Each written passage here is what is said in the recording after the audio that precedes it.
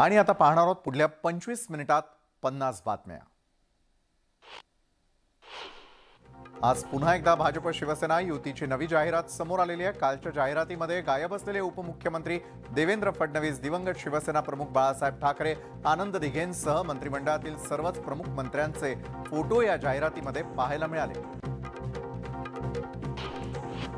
विधानसभेचे विरोधी पक्षनेते अजित पवार यांनी जाहिरातीच्या मुद्द्यावरून सरकारवर जोरदार हल्लाबोल केला।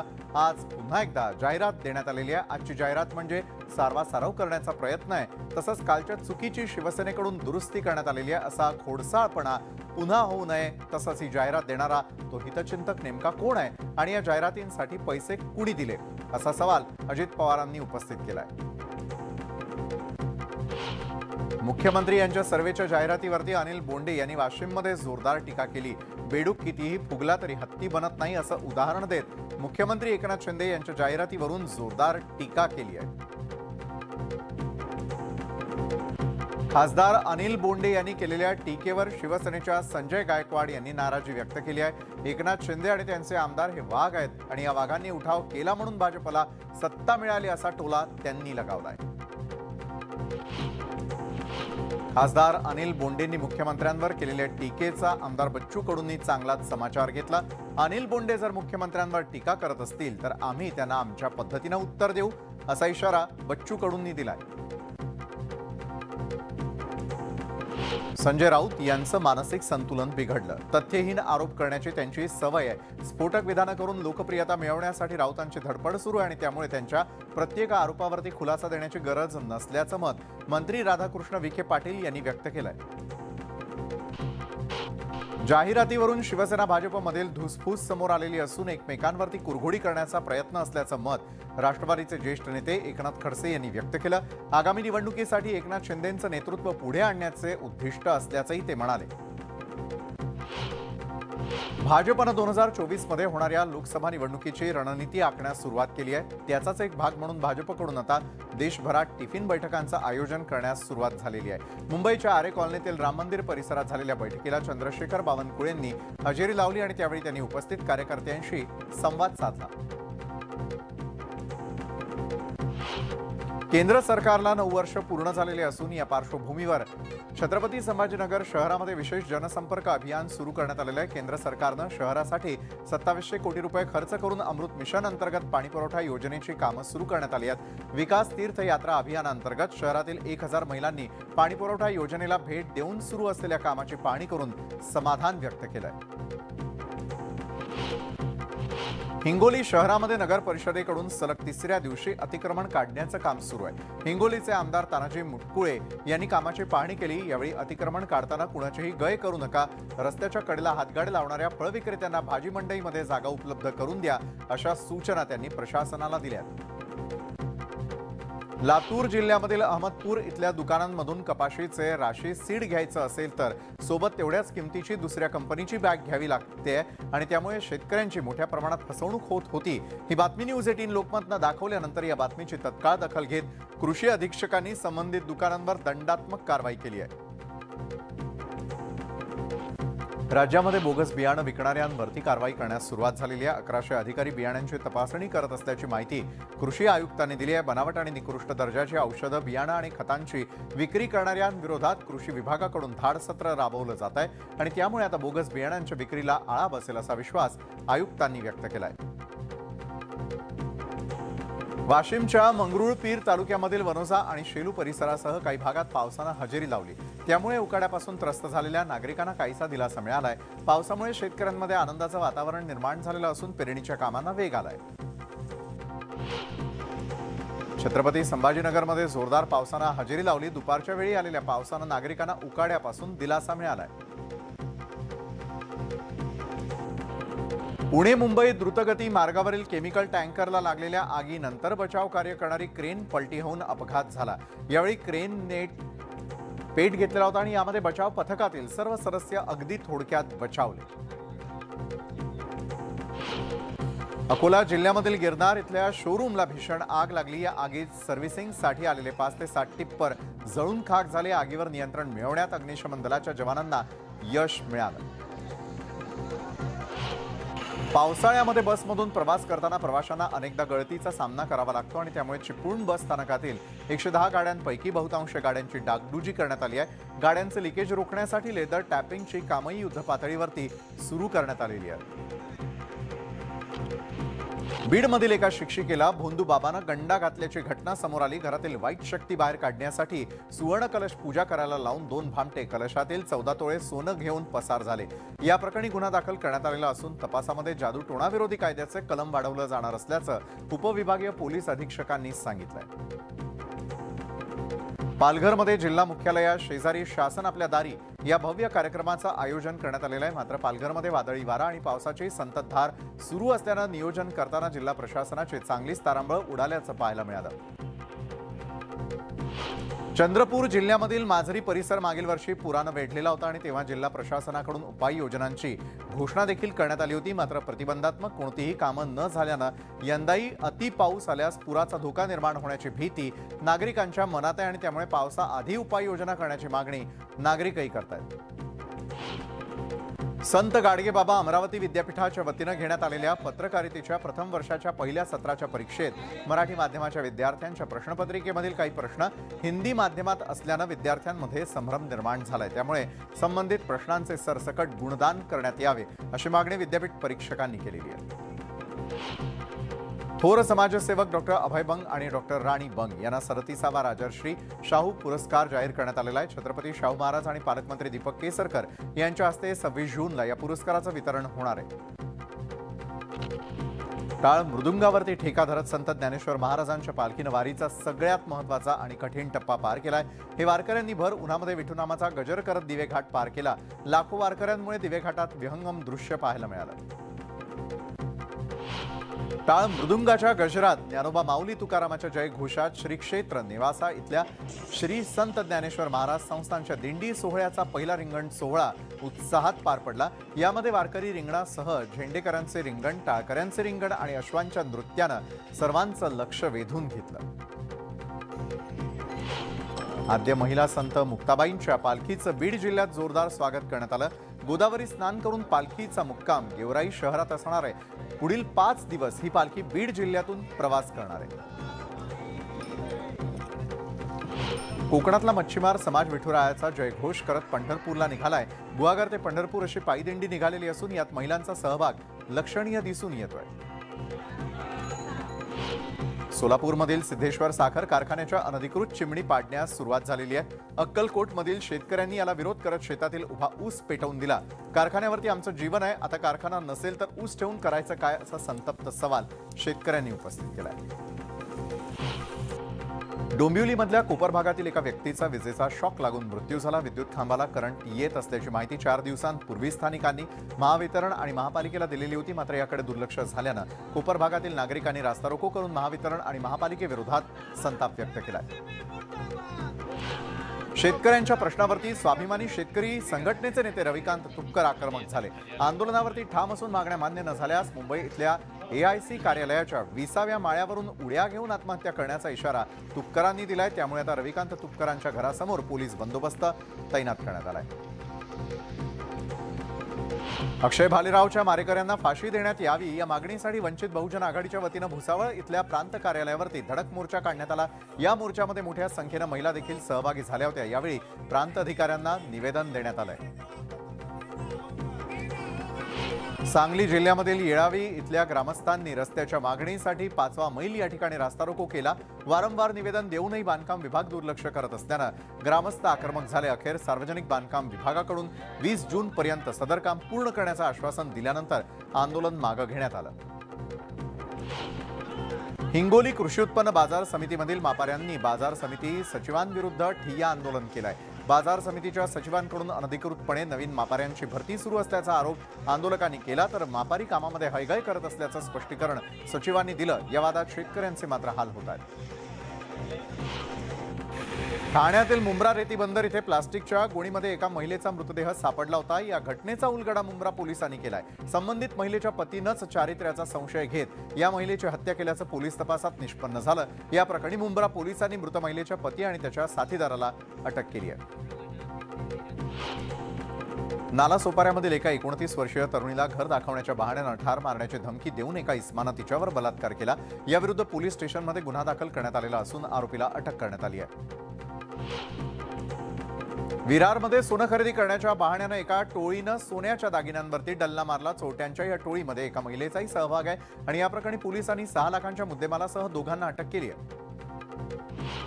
नाशिकमध्ये आयकर विभागाचं धाडसत्र सुरू आहे। बांधकाम व्यावसायिकांसह चार्टर्ड अकाउंटंट आणि हवाला करणारे व्यापारी आयकर विभागाच्या रडारवरती आहेत। 50हून अधिक अधिकाऱ्यांचे पथक नाशिकमध्ये दाखल झालंय। जालन्यामध्ये शिक्षकानं विद्यार्थिनीला फूस लावून पळवून नेल्याचा प्रकार समोर आलाय। यानंतर संतप्त पालकांसह नागरिकांनी संस्था चालकांना जाब विचारत शाळेला कुलूप ठोकलं। विद्यार्थिनीसह शिक्षकाला जोपर्यंत पालकांच्या ताब्यात देत नाही तोपर्यंत शाळा उघडू न देण्याचा इशारा देण्यात आलेला आहे। मुंबई पुणे महामार्गावरती कामशेत खिंडीमध्ये कंटेनरचा अपघात घडला। या अपघातामध्ये कंटेनर खाली चिरडून एकाचा मृत्यू झालाय। मुंबईहून पुण्याच्या दिशेनं जात असताना अवघड वळणावरती चालकाचं नियंत्रण सुटल्यानं कंटेनरचा हा अपघात घडला। या अपघातामुळे मोठ्या प्रमाणात वाहतूक कोंडी झालेली होती। मुंबई गोवा महामार्गावरती एसटी बस उलटून भीषण अपघात झालेला आहे। यात एसटी बसमधील चालकासह 7 प्रवासी गंभीर जखमी झाले। स्थानिकांनी धाव घेत बसमध्ये अडकलेल्या प्रवाशांना बाहेर काढलं। सिंधुदुर्ग जिल्ह्यामधील वणी इथल्या निळापूर ब्राह्मणी रोडवरील एका कापसाच्या गोदामाला आग लागली। या आगीत 2 ते 2.5 हजार क्विंटल कापूस जळून खाक झालाय। अग्निशमन दलाला आगीवर नियंत्रण मिळवण्यामध्ये यश आलेलं असून आगीचं कारण अद्याप स्पष्ट झालेलं नाहीये। लंडनच्या वेम्बलीमध्ये हैदराबादच्या 27 वर्षीय विद्यार्थिनीची हत्या करण्यात आलेली आहे। उच्च शिक्षणासाठी ही विद्यार्थिनी लंडनमध्ये आलेली होती आणि तेजस्विनी रेड्डी असं या विद्यार्थिनीचं नाव आहे। ती मूळची हैदराबादची होती। एका ब्राझिलियन माणसानं तिच्यावरती चाकू हल्ला केला आणि तिला ठार केलंय। नरेंद्र मोदी सरकारनं केंद्रीय कर्मचाऱ्यांना एक अनोखा आदेश दिलेला आहे। केंद्र सरकारनं केंद्रीय कर्मचाऱ्यांना तणाव कमी करण्यासाठी आणि ताजेतवानं राहण्यासाठी वायब्रेक अर्थात योग ब्रेक घेण्याचा आदेश जारी केलेला आहे। कर्मचारी केवळ खुर्चीवरती बसून योगासनं करू शकणार आहेत। अमेरिकेचे भारतामधील राजदूत एरिक गार्सेटी यांनी दिल्लीतल्या तमिळनाडू भवनाला भेट दिली। यावेळी त्यांनी दाक्षिणात्य पद्धतीनं केळीच्या पानावर जेवणाचा आस्वाद घेतलेला। त्यांना दाक्षिणात्य संस्कृती इतकी आवडली की ते लवकरच चेन्नईला भेट देणार आहेत। एरिक यांचा व्हिडिओ व्हायरल होतोय। तुम्ही तुमच्या पाळीव प्राण्यांसोबत मूवी डेटवर जाण्याचं स्वप्न पाहिलंय का? थायलंडमधील लोकांसाठी हे स्वप्न आता सत्यात उतरलंय। थायलंडमध्ये महिला पाळीव प्राणी थिएटर सुरू झालेलं आहे आणि आता थायलंडमधील लोक त्यांच्या पाळीव प्राण्यांसोबत सिनेमाला जाऊ शकतात। एकदिवसीय विश्वचषकापूर्वी भारतीय संघासाठी आनंदाची बातमी आहे। क्रिकेटर ऋषभ पंत वेगानं बरा होताना दिसतोय। नुकताच त्याचा एक व्हिडिओ समोर आलेला आहे ज्यात तो कोणत्याही आधाराशिवाय पायऱ्यांवरती चढताना दिसतोय। पंतच्या दुरुस्तीकडे पाहता ही भारतीय क्रिकेट संघासाठी ही मोठी आनंदाची गोष्ट मानली जाऊ लागली आहे। रोहित शेट्टीच्या खतरों के खिलाडी 13च्या शूटिंग दरम्यान अभिनेत्री अर्चना गौतम जखमी झालेली आहे। धोकादायक स्टंट करताना अर्चनाच्या चेहऱ्याला दुखापत झाली। अर्चनानं याचा एक फोटो शेअर केला असून ती लवकरात लवकर बरी व्हावी यासाठी चाहते प्रार्थना करू लागले आहेत। बॉलिवूडचा बादशाह शाहरुख खान नुकताच दुबईला एका ब्रँडच्या जाहिरातीसाठी गेलेला होता आणि यावेळी शाहरुखच्या एका चाहतीनं त्याच्या गालावरती थेट किस केलं आणि ज्यानंतर शाहरुखही लाजला। दिवंगत अभिनेता सुशांत सिंग राजपूत याची आज 3री पुण्यतिथी आहे। या निमित्तानं सारा अली खाननं केदारनाथ सिनेमाच्या शूटिंग दरम्यानचे काही खास फोटो शेअर करत सुशांत सोबतच्या आठवणींना उजाळा दिलाय। मराठमोळा अभिनेता सौरभ जोशी एका आगळ्यावेगळ्या भूमिकेतून समोर येतोय। सौरभ जिगरबाज सैनिकाच्या रफ अँड टफ भूमिकेमध्ये दिसणार आहे। कमांडोच्या विषयातील सौरभचा नवा लुक नुकताच समोर आलाय। आगामी फौजी या मराठी चित्रपटामध्ये एका निडर सैनिकाची भूमिका तो साकारतोय। दाक्षिणात्य सुपरस्टार विजय देवरकोंडा आणि मृणाल ठाकूर यांचा दिल राजू हा सिनेमा प्रेक्षकांच्या भेटीला येणार आहे। या सिनेमातून पहिल्यांदाच विजय आणि मृणाल यांची केमिस्ट्री पाहायला मिळणार आहे। तेलुगू चित्रपट दिग्दर्शक परशुराम पेटला हे या सिनेमाचं दिग्दर्शन करणार आहेत। या सिनेमाच्या शूटिंगला सुरुवात झाली असून या दरम्यानचा एक खास व्हिडिओ विजयनं शेअर केलाय। नवाजुद्दीन सिद्दीकी आणि अवनीत कौरच्या टिकू वेड शेरू या चित्रपटाचा ट्रेलर प्रदर्शित करण्यात आला। टिकू वेड शेरू या चित्रपटाची निर्मिती कंगना रनौतच्या मणिकर्णिका फिल्म्सनं केलेली आहे। बॉलिवूडची पंगा गर्ल कंगना रनौतच्या आगामी टिकू वेड शेरू सिनेमाचा ट्रेलर लॉन्च झालेला आहे। या कार्यक्रमावेळी कंगनानं खास क्लासी लुक केलेला आहे। कंगनाचा हा क्लासी लुक नेटकऱ्यांच्या पसंतीला उतरला आहे। इतरही महत्त्वाच्या घडामोडी आपण जाणून घेणार आहोत एका वेगवान ब्रेक नंतर।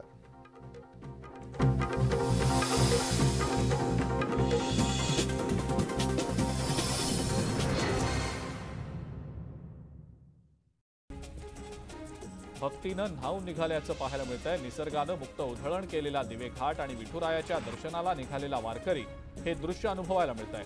टाळ मृदुंगाच्या गजरात माऊली माऊली आणि जयघोष करत वारकरी पंढरपूरकडे निघालेले आहेत। टाळ मृदुंगाच्या गजरात ज्ञानोबा माऊली तुकारामाच्या जयघोषात श्री क्षेत्र निवासा इथल्या श्री संत ज्ञानेश्वर महाराज संस्थानच्या दिंडी सोहळ्याचा पहिला रिंगण सोहळा मोठ्या उत्साहात पार पडला। यात वारकरी रिंगणासह झेंडेकऱ्यांचं रिंगण, टाळकऱ्यांचं रिंगण आणि अश्वांच्या नृत्यानं सर्वांचंच लक्ष वेधून घेतलेलं होतं। आद्य महिला संत मुक्ताबाईंच्या पालखीचं बीड जिल्ह्यात जोरदार स्वागत झालं। गोदावरी स्नान करून पालखीचा मुक्काम गेवराई शहरात असेल। पुढील 5 दिवस ही पालखी बीड जिल्ह्यातनं प्रवास करेल। कोकणातला कोळी समाज विठुरायाचा जयघोष करत पंढरपूरला निघालाय। गुहागर ते पंढरपूर अशी पायी दिंडी निघालेली असून यात महिलांचा लक्षणीय सहभाग दिसून येतोय।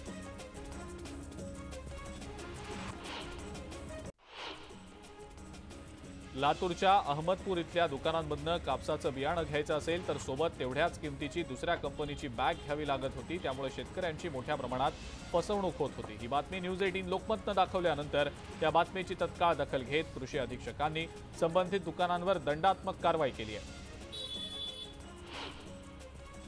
राज्यात बोगस बियाणं विकणाऱ्यांवर कारवाई करायला सुरुवात झालेली असून 1100 अधिकारी बियाण्यांची तपासणी करत असल्याची माहिती कृषी आयुक्तांनी दिली आहे। बनावट आणि निकृष्ट दर्जाची औषधं, बियाणं आणि खतांची विक्री करणाऱ्यांच्या विरोधात कृषी विभागाकडून धाडसत्र राबवलं जात आहे।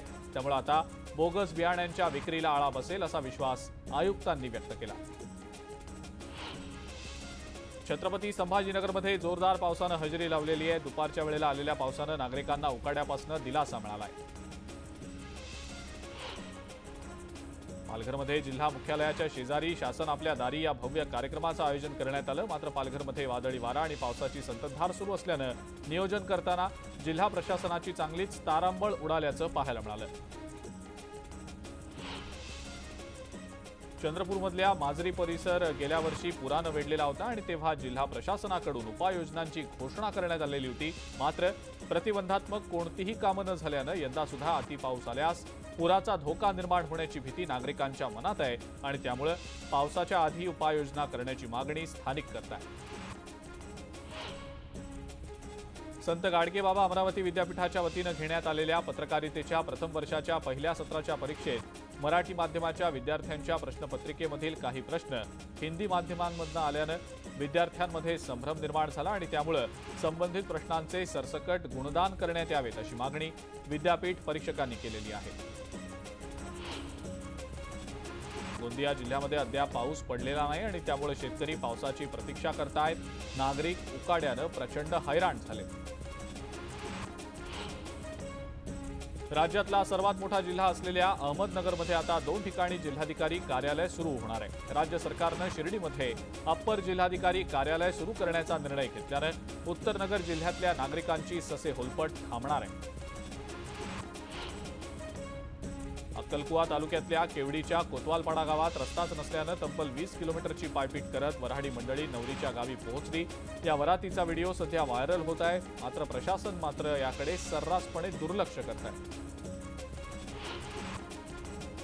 बिपरजॉय चक्रीवादळ कोकण किनारपट्टीवरनं पुढे सरकलेलं असलं तरी या वादळाचा समुद्रावर प्रभाव दिसतोय। कोकणातील बहुतांश किनारपट्टींना लाटांचा मोठा तडाखा बसलाय। गुहागरमधल्या कासव संवर्धनाची जागा सुद्धा लाटांनी उद्ध्वस्त केली आहे।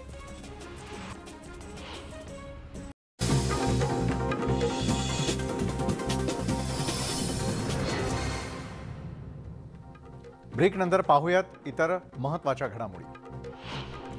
जगप्रसिद्ध पॉप स्टार मायकल जॅक्सन हे जग सोडून 14 वर्ष झाली तरीही त्यांच्या चाहत्यांच्या संख्येमध्ये काही कमी झालेली नाहीये।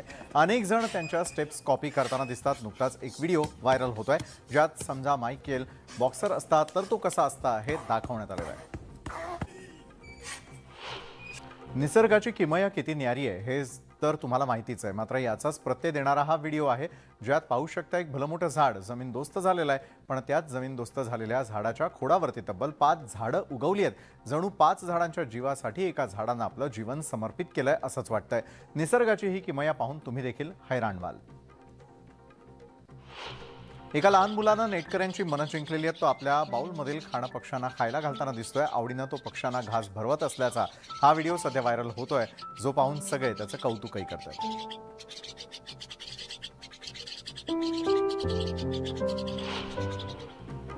तर या होत्या आज संपूर्ण दिवसभरात आतापर्यंत घडलेल्या अतिशय महत्त्वाच्या अशा 50 घडामोडी, ज्यांचा सविस्तर आढावा केवळ 25 मिनिटात आपण घेतला.